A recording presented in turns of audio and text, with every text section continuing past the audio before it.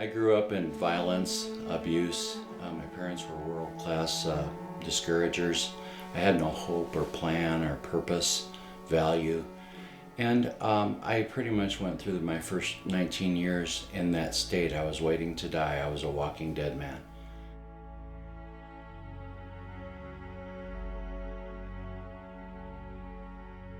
I was at a crossroads. I didn't know that I was, but I was. My grandmother called me on the telephone on a Sunday morning, and I had never been in a church in my life, and she was pretty persistent. She's like that, my grandma, and she loves me, and I told her no, but she said, please go to church with me. And I love you and I want you there. And I agreed. Walked up to the front row because it was the only seat remaining. And as I sat down, I looked up and there was this painting, and it just entranced me. I was captivated by it. It was a painting of a shepherd risking his life, hanging from a cliff to save a lamb that was in trouble and in danger of death. He was there to supply a rescue. And I couldn't take my eyes off of it, so I didn't hear much of the sermon.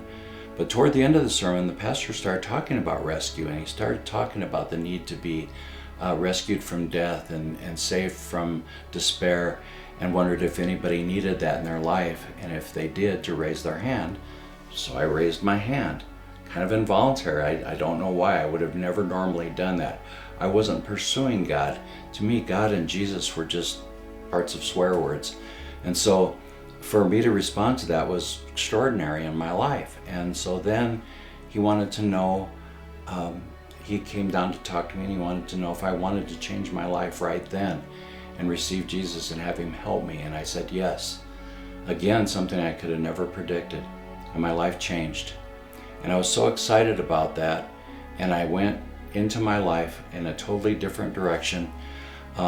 Things didn't get better. There were a lot of hills and a lot of valleys. But through it, I started learning that I did have a purpose. I did have hope and peace, and I did matter. And at that point, I realized that it was important to have Jesus in my life. And now 50 years have passed. That was 50 Easters ago. This could be your Easter. This could be your chance to reach out and say, yes, Jesus, I'm responding. I'm saying yes to you. I hope it is. For me, this is my 50th Easter.